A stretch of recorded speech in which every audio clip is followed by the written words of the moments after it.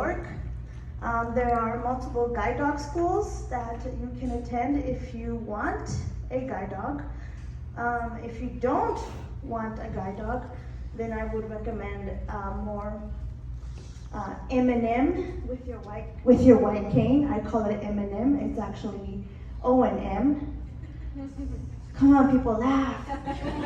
Thank you. So Winsome has helped me a lot through all these great adventures, whether it's by myself or with most of you, also in the work community. You do get a lot of pup orotzi when you do get a guide dog. So, yeah. Any questions so far? I have one, and it's probably an obvious one too, but I mean, they recommend, when you see a guide dog out there, not to pet the guide dog. What's the main reason behind that? Well, it will distract the dog.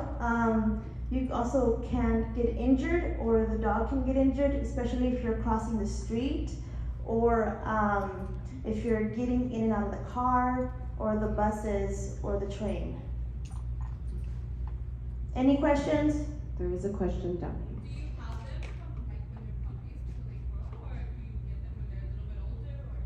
You can get the guide dogs. They'll usually give them to you from 1 up until whenever you feel that the dog needs to be retired. They start to slow down. They don't want to work as much. They're not as hyper. They're not very outgoing. They're more like, I want to sleep. Give me a day off so I can just be a dog. What's the first thing you gotta learn before you start training with a service dog? You have to be confident and comfortable using your white cane. And how to cross the streets too. Are the services free? Yes. The guide dog schools will provide pretty much everything. The only thing you'll be responsible for is how to take care of the dog, the vet, and of course the food and the treats. Do you get to keep the dog after they retire?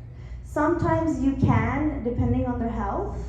Other times, if you have like partners or significant others that are willing to take the dog in, that's fine. If you do decide to get another guide dog.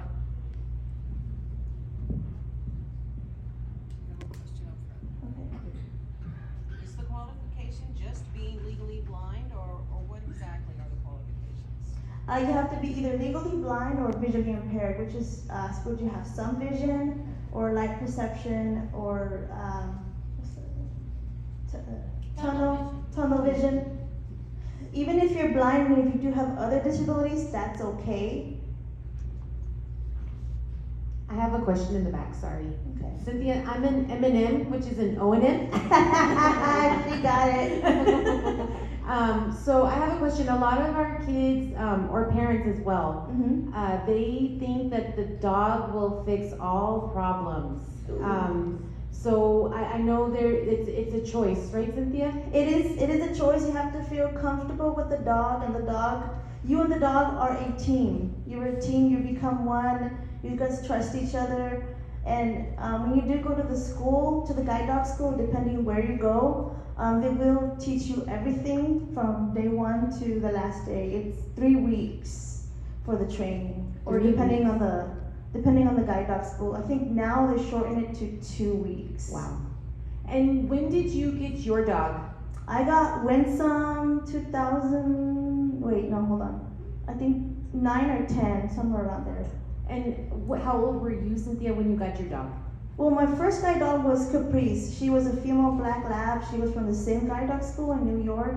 I was in my early 20s. Okay.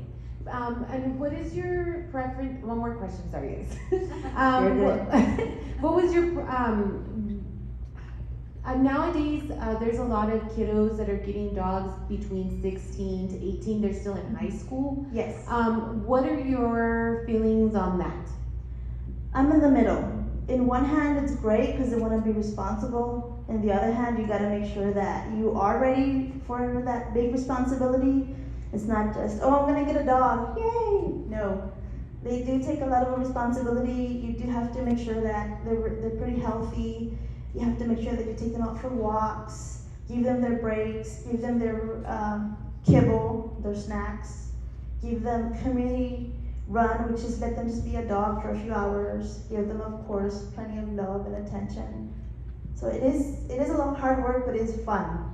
You get more independent on traveling. Thank you, Cynthia. Yes. Anybody else? Right here from the dog. Yes, so 2 questions for you. Yes. First of all, do you have to pay for the veterinarian visits for the dog? Sometimes the guide dog schools will provide you money, but that's for the year. Like let's say 1,000. If you use 1,000 this year, then that's it. Sometimes you'll get it yearly, just depending on the guide dog school. So you do want to do some research on which guide dog school you go to, because they're non-profit organizations. And I guess that is related to my last question. Where you helped with the transport, the flight, and the 3 weeks you stayed in the school? The school will pay for your flight and of course the food. The only thing you have to pay for is of course souvenirs and anything you want to get for the puppy. Okay, thank you. Yes. Anybody else? If you do have questions, I'll be around. Just look for the black puppy or look for the pink jacket. That's me. Thank you very much, Cynthia, for sharing that. Thank you.